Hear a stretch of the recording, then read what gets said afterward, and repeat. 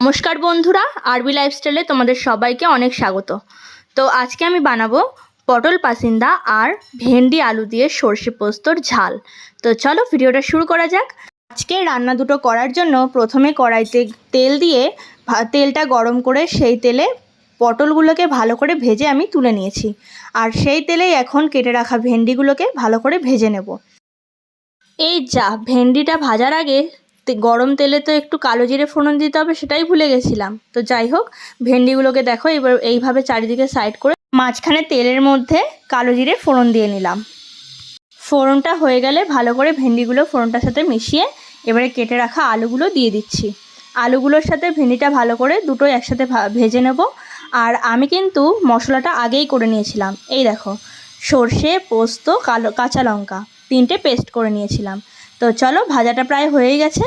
আমি আগে থেকে তৈরি করা যে পেস্টটা দিয়ে দিলাম। মশলাটার সাথে ভেন্ডি আলুটাকে ভালো করে কষিয়ে নেব। একটু ভাজা ভাজা টাইপের হয়ে গেলে তারপরে জল দিয়ে দেবো। জল দিয়ে ভালো করে এটা মিশিয়ে নেব, নিয়ে একটু ফুটতে সময় দেব।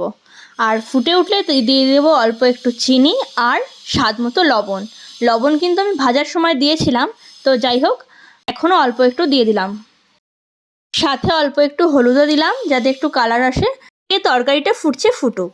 এর মাঝে আমি একটু কালো জাম খেয়ে নিই। আমার কিন্তু কালো জাম খেতে খুবই ভালো লাগে। তোমাদের দাদাভাই কিছুদিন আগে হাট থেকে আমাকে এনে দিয়েছিল, তো ফ্রিজে রাখা ছিল।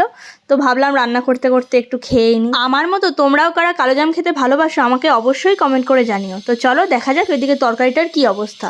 দেখো তরকারিটা কিন্তু হয়ে গেছে, প্রায় না হয়েই গেছে। তো চলো এটাকে আমি নামিয়ে নিই। তরকারিটা নামিয়ে সেই কড়াইতেই আমি দিয়ে দিলাম কিছুটা সরষের তেল। ফোড়নে দিলাম 2টো শুকনো লঙ্কা, দারুচিনি, এলাচ 2টো, গোলমরিচ 2টো আর তেজপাতা। ফোড়নটার কিন্তু খুব সুন্দর একটা স্মেল বেরিয়েছে।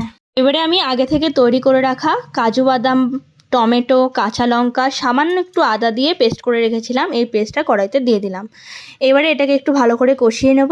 তার মধ্যে দিয়ে দেবো জিরা গুঁড়ো, ধনে গুঁড়ো, হলুদ গুঁড়ো, কাশ্মীরি লঙ্কার গুঁড়ো, স্বাদ মতো লবণ। সবগুলো উপকরণকে ভালো করে মিশিয়ে নেব। তারপরে নুন হলুদ দিয়ে ভেজে রাখা পটলগুলোকে দিয়ে দেবো। পটলগুলো দিয়ে ভালো করে একটু কষানোর পরে দিয়ে দেবো অল্প একটু টক দই। সবগুলো উপকরণকে ভালো করে মিশিয়ে অল্প ঢাকনা দিয়ে রেখে দেবো। ঢাকনা খুললেই আমার পটল পাসিন্দা রেডি। তো পুরো রান্নাটা তোমাদের কেমন লাগলো অবশ্যই কমেন্ট করে জানিও। আর যদি ভালো লেগে থাকে তাহলে চ্যানেলটাকে সাবস্ক্রাইব করে আমার পাশে থেকো। চলো টাটা, বাই বাই।